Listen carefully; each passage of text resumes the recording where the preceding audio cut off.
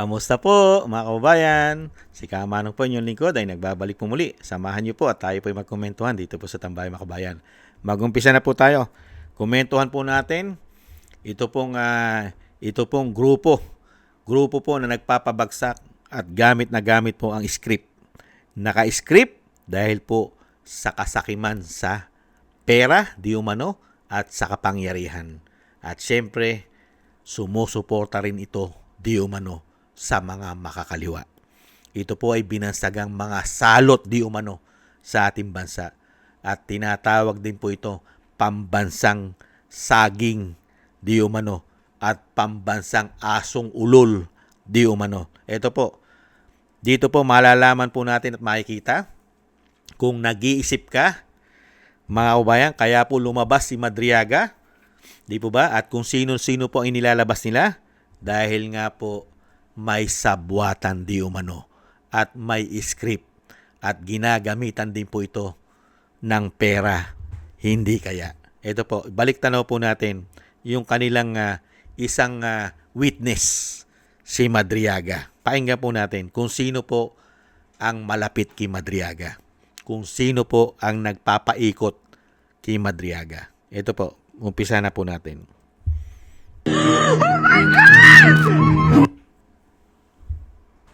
Sir, meron bang taga-gobyerno, taga-administrasyon, anyone who has been talking with you to support Madriaga? Sa nangyayari po. Yes, meaning administrasyon na merong suporta sa kay Madriaga financially or otherwise. Ang nakausap ko lang na politiko, which is inamin naman yan, si Congresswoman De Lima, noong December 8, nagkaharap kami. Tapos yung visit ni former Senator Trillanes sa January 23, hindi pa nga ako nakaharap noon. Hinayaan ko si former Senator Trillanes na interviewin alone si Madriaga. Sir, meron bang taga-gobyerno, taga-administrasyon, anyone who has been talking with you to support Madriaga? Sa nangyayari po. Yes, meaning administrasyon na merong suporta sa kay Madriaga financially or otherwise. Ang nakausap ko lang na politiko, which is inamin naman yan, si Congresswoman De Lima, noong December 8, nagkaharap kami. Tapos yung visit ni former Senator Trillanes sa January 23, hindi pa nga ako nakaharap noon. Hinayaan ko si former Senator Trillanes na interviewin alone si Madriaga. Sir, Nakita nyo po? Yan po, wag po natin kalimutan niya mga kababayan dahil mismo sa abogado nila lumabas na kung sino po ang nakakausap, nakakahalubilo at binibigyan ng importansya si Madriaga, labas-pasok sa kulungan, binibisita at kinakausap para po sa script nila di umano. Dahil kay Madriaga po'y wala nang mawawala. Dahil po siya habang buhay na po siyang makukulong. Dahil po sa kasong kidnap o ransom. Wala na pong piyansa yan. Conviction na po yan. Convicted na po siya. Kaya po nakita nyo po, paano mo pagtitiwalaan yan? Yung mga nilalabas nilang mga testigo. Di po ba? Nakita nyo po ang pattern. Sino po ba ang galit na hindi lumulubay para mapabagsak ang mga Duterte? Mga kababayan, sino po ba ang galit at matindi ang galit sa politika, lalong-lalo po nawalan po ng karir. Unang-una, nawala ang karir ni Antonio Trillanes sa politika. Hindi po ba dahil sa mga Duterte? Dahil binunyag ng mga Duterte ang masama niyang gawain. Di umano. Kaya nga kahit mayor hindi na nanalo. Dahil nga po sa pagiging aso at sundalong kanin di umano. Hindi po ba sariling suka, sariling dumi, kinakain di umano. At ubod po ng sipsip, hindi kaya. At lalong-lalo po yung binansagan po na napakahilig sa saging na saba di umano. At may issue ng pulburon at nakulong dahil sa pulburon.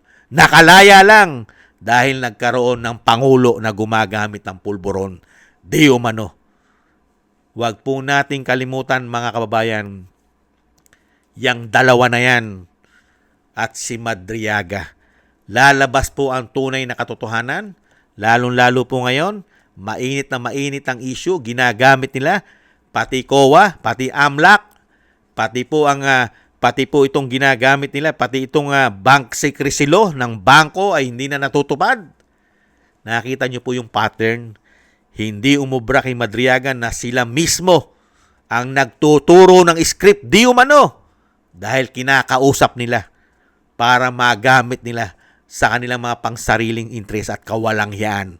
Mapabagsak lang ang Vice President at ang pamilya Duterte. Meron pong kalalagyan ng mga hayop na yan di umano. Meron po. Sa tamang panahon, mga kababayan, meron pong pupuntahan ang dalawang yan. Unang-una, yung babae, meron pong issue yan. Hindi pa po tapos ang kaso niyan. At ito pong nag-aambisyon pang magpresidente, yan, magiging presidente po yan at mayor sa bilangguan di umano sa pagdating ng tamang panahon.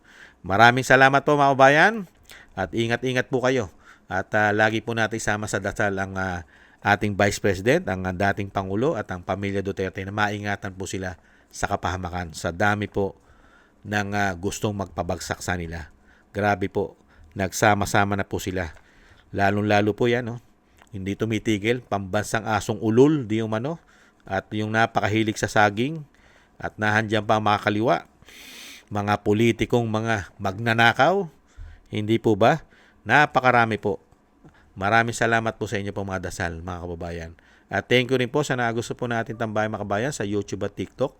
At ganun din po sa ating mga subscribers at patuloy nagsusubscribe. At sa mga nagko-comment, like, share, and subscribe, mabuhay po kayo. Shoutout po sa inyong lahat. At thank you rin po sa mga nagbibigay po ng tulong at biyaya. Shoutout po kay Eric Hercio ng Canada, kay Mila Yi, Tatay Nick ng Canada, Annie Jo, Jem Aris ng United Arab Emirates, Kingston ng Hong Kong, Jake Yahut ng California, USA, Gina Ray ng Berlin, Germany, Julieta Celona ng Sydney, Australia, Baby Roman, Ate Isa ng Cagayan, ako si Pilam, Norma Garcia, Gayat Shena, Balance Vision TV, Jesus Valdepena at Rolando Guerrero. Thank you po sa inyong lahat. Maraming salamat po at shoutout po sa inyong lahat at God bless po sa inyong lahat. Taste lang po muna tayo mga kabayan at dasal-dasal po. Paalam. Bye-bye.